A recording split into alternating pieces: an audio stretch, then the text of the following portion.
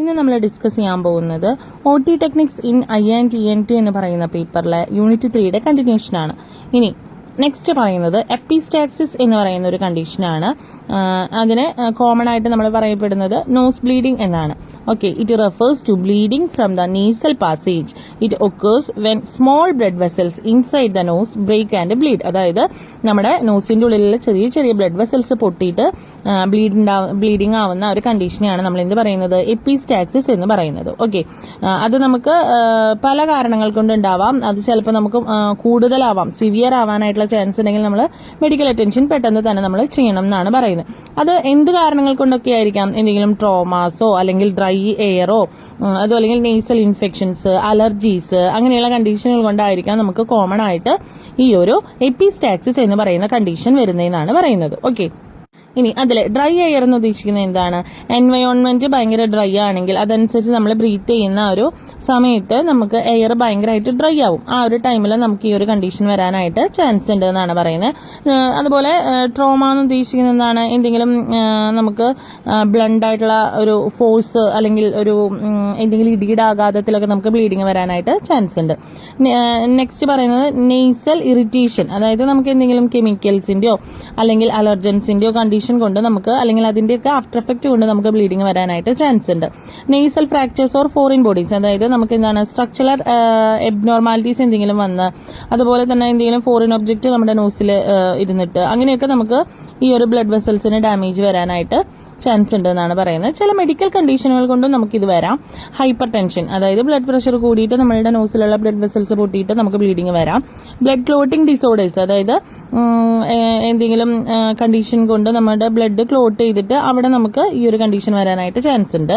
Next പറയുന്നത് liver ഡിസീസുകളുടെ after effect കൊണ്ട് നമുക്ക് വരാം.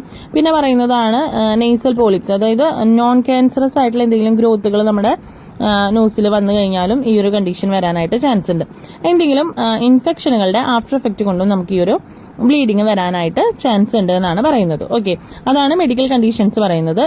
ആറാമത്തെ പറയുന്നത് മെഡിക്കേഷൻസ് ആണ്. അതായത് എന്തെങ്കിലും മെഡിസിനുകൾ, ആന്റികോയാഗുലന്റ് ആയിട്ടുള്ള എന്തെങ്കിലും മെഡിസിനുകൾ നമ്മൾ കഴിച്ചിട്ട് അതിന്റെ ആഫ്റ്റർ എഫക്റ്റ് കൊണ്ട് നമുക്ക് ബ്ലീഡിങ് നിൽക്കാതെ ഒരു കണ്ടീഷൻ വേണമെങ്കിൽ നമുക്ക് വരാനായിട്ട് ചാൻസ് ഉണ്ട്. ഓക്കെ, അതുപോലെ കുറച്ചും കൂടെ സീരിയസ് ആയിട്ടുള്ള ഒരു കണ്ടീഷനാണ് നമുക്ക് എന്ത്, ലുക്കീമിയ അല്ലെങ്കിൽ നെയ്സൽ ട്യൂമേഴ്സ്, അങ്ങനെയുള്ള കണ്ടീഷനുകൾ കൊണ്ട് നമുക്ക് ഓവർ ബ്ലീഡിങ്ങിനുള്ള ചാൻസ് ഉണ്ട് എന്നാണ് പറയുന്നത്. ഓക്കെ, ഇനി നെക്സ്റ്റ് പറയുന്നത് സിംറ്റംസ് ആണ്. ബ്ലഡ് ഫ്ലോ ആണ് കോമൺ ആയിട്ട് കാണപ്പെടുന്ന സിംറ്റം. ഡിസിനെസ്, അതായത് നമുക്ക് ഹെവി ബ്ലീഡിങ് വരുന്ന സമയത്ത് നമുക്ക് ഭയങ്കരമായിട്ട് ബ്ലഡ് ലോസ് ആവുന്ന സമയത്ത് നമുക്ക് ഭയങ്കര ബുദ്ധിമുട്ട് തോന്നാനായിട്ട് ചാൻസ് ഉണ്ട്. പിന്നെ പെയിൻ, അല്ലെങ്കിൽ നമുക്ക് മൂക്കിന്റെ ആ ഒരു ഏരിയയിൽ നമുക്ക് പ്രഷറോ കാര്യങ്ങളോ വരാനായിട്ട് ചാൻസ് ഉണ്ട്. അതുപോലെ ബ്രീത്ത് ചെയ്യാനായിട്ട് നല്ല ബുദ്ധിമുട്ടുണ്ടായിരിക്കും. ഇതൊക്കെയാണ് കോമൺ ആയിട്ട് കാണപ്പെടുന്ന സൈൻസും അല്ലെങ്കിൽ സിംറ്റംസ്. ഓക്കെ, ഇത് എങ്ങനെ നമുക്ക് ഡയഗ്നോസ് ചെയ്യാമെന്നുള്ളതാണ്. മെഡിക്കൽ ഹിസ്റ്ററി, ഫിസിക്കൽ എക്സാമിനേഷൻ ആണ് കോമൺ ആയിട്ട് പറയുന്നത്. അതുപോലെ നെയ്സൽ എൻഡോസ്കോപ്പി വഴി നമുക്ക് ഇത് അറിയാനായിട്ട് പറ്റും. ലബോറട്ടറി ടെസ്റ്റുകൾ, ഇമേജിംഗ് ടെസ്റ്റുകൾ, സ്പെഷ്യലൈസ് ചെയ്തേക്കുന്ന എന്തെങ്കിലും ടെസ്റ്റുകൾ, അതായത് നമുക്ക് അണ്ടർലൈൻ കണ്ടീഷനുകൾ കൊണ്ട് ബ്ലീഡിങ്ങിന്റെ ഡിസോർഡർ എന്ത് കാരണങ്ങൾ കൊണ്ടാണ് ഉണ്ടാവുന്നത് എന്നുള്ളത് നമുക്ക് സ്പെഷ്യലൈസ് ചെയ്തിട്ട് നമുക്ക് ഈ ഒരു അസുഖത്തെ നമുക്ക് കണ്ടുപിടിക്കാനായിട്ട് പറ്റും എന്നാണ് പറയുന്നത്. അതുപോലെ നമുക്ക് എങ്ങനെയാണ് അതിനെ പ്രിവെന്റ് ചെയ്യുക, അതായത് ഈ റീസൺ എന്താണെങ്കിൽ ആ ഒരു റീസണെ പ്രിവെന്റ് ചെയ്യുക എന്നുള്ളതാണ് നമുക്ക് ചെയ്യാൻ പറ്റുന്നത്. അപ്പോൾ നമ്മളുടെ എയർ ഡ്രൈ ആയിട്ടുള്ള എയർ ആണെങ്കിൽ അതിനെ നമുക്ക് ഹ്യൂമിഡിഫൈ ചെയ്തിട്ടുള്ള എയറിനെ നമുക്ക് ബ്രീത്ത് ചെയ്യാനായിട്ട് മാക്സിമം നോക്കാം. അതുപോലെ തന്നെ നേസൽ സലൈൻ സ്പ്രേസ് വെച്ചിട്ട് നമുക്ക് കുറച്ചും കൂടെ എന്താണ് അവിടെ ആ ഒരു ഏരിയ ഡ്രൈ ആവാതിരിക്കാനായിട്ട് നമുക്ക് നോക്കാനായിട്ട് പറ്റും. അതുപോലെ നോസ് പിക്കിംഗ്, അതായത് എന്താണ് ചില ആളുകളിലുണ്ട് അല്ലെ, മൂക്കിൽ വിരലിട്ടിട്ടിരിക്കുന്ന ഒരു സ്വഭാവം. അപ്പൊ അത് മാക്സിമം അവോയ്ഡ് ചെയ്ത് കഴിഞ്ഞാൽ നമുക്ക് ബ്ലീഡിങ് മാക്സിമം കുറയ്ക്കാനായിട്ട് പറ്റും. അതുപോലെ തന്നെ നേസൽ കെയർ നമ്മൾ കൊടുക്കാനായിട്ട് ശ്രദ്ധിക്കുക. അതുപോലെ ഇറിറ്റേഷൻ വരുന്ന രീതിയിലുള്ള സാധനങ്ങൾ, അതായത് ഇപ്പോൾ ടുബാക്കോ, സ്മോക്ക്, സ്ട്രോങ് ആയിട്ടുള്ള എന്തെങ്കിലും കെമിക്കൽസ്, അലർജൻസ് അങ്ങനെയൊക്കെ ഉണ്ടെങ്കിൽ ആ ഒരു ഏരിയയിൽ നിന്ന് നമ്മൾ മാക്സിമം മാറി നിൽക്കുക. അല്ലെങ്കിൽ അത് യൂസ് ചെയ്യുന്നവരാണെങ്കിൽ അത് മാക്സിമം പ്രിവെന്റ് ചെയ്യാനായിട്ട് നോക്കാം. ഓക്കെ, അതുപോലെ തന്നെ ഹൈഡ്രേഷൻ, അതായത് നമ്മൾ ബോഡിയിൽ നല്ലപോലെ ഹൈഡ്രേറ്റ് ആവാനായിട്ട് ശ്രദ്ധിക്കുക. ഡ്രിങ്കിങ് വാട്ടർ ഡെയിലി, അത് നമ്മൾ എന്തിനാണ്, ഓവറോൾ ഹൈഡ്രേഷന് വേണ്ടിയിട്ടാണ് നമ്മളത് ഹെൽപ്പ് ചെയ്യും. പിന്നെന്താണ്, മെഡിക്കൽ അഡ്വൈസിന്റെ ആവശ്യം വരികയാണെങ്കിൽ നമ്മൾ എമർജൻസി ആയിട്ട് തന്നെ മെഡിക്കൽ അഡ്വൈസ് നമ്മൾ യൂസ് ചെയ്യണം എന്നാണ് പറയുന്നത്. നെക്സ്റ്റ് പറയുന്നത് management and treatment of nose ബ്ലീഡിങ്ങിന്റെ ആണ് പറയുന്നത്. അതിൽ ഫസ്റ്റ് വരുന്നത് സെൽഫ് കെയർ മെഷറിംഗ് ആണ്. അതായത് എന്താണ് പൊസിഷനിങ്, നമ്മൾ സെൽഫായി ഇപ്പോൾ ഒരു ബ്ലീഡിങ് വരികയാണെങ്കിൽ ഓൾമോസ്റ്റ് നമുക്ക് എന്താണ് നമ്മളുടെ പൊസിഷനിങ് കറക്റ്റ് ആയിട്ട് ഇരുന്ന് കഴിഞ്ഞാൽ മാക്സിമം നമുക്ക് ബ്ലീഡിങ്ങിനെ പ്രിവെന്റ് ചെയ്യാനായിട്ട് പറ്റും എന്നാണ് പറയുന്നത്.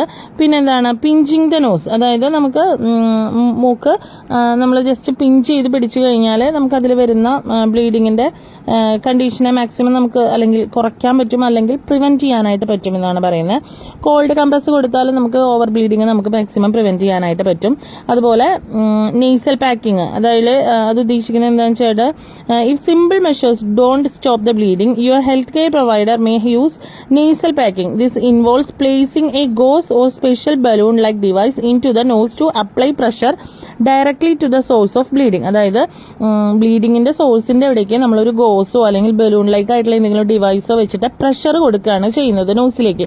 അപ്പോൾ ആ ഒരു ഏരിയയിൽ പ്രഷർ കൊടുക്കുന്നത് കൊണ്ട് തന്നെ ബ്ലീഡിങ് പെട്ടെന്ന് സ്റ്റോപ്പ് ആവാനായിട്ടുള്ള ചാൻസ് ഉണ്ട്. ദെൻ വരുന്നതാണ് കോട്ടറൈസേഷൻ. നമുക്ക് ബ്ലീഡിങ്ങിന്റെ ആ ഒരു ബ്ലഡ് വെസൽസിനെ കരിയിച്ച് കളഞ്ഞ് ആ ഒരു ഏരിയ നമുക്ക് ഇലക്ട്രിക്കൽ ഡിവൈസ് വെച്ച് സീൽ ചെയ്യാൻ പറ്റും എന്നാണ് പറയുന്നത്. നെക്സ്റ്റ് വരുന്നതാണ് മെഡിക്കേഷൻസ്. ടോപ്പിക്കൽ ഏജന്റ് ആയിട്ടോ സിസ്റ്റമിക് മെഡിക്കേഷൻസ് ആയിട്ടോ നമുക്കത് ചെയ്യാനായിട്ട് പറ്റും.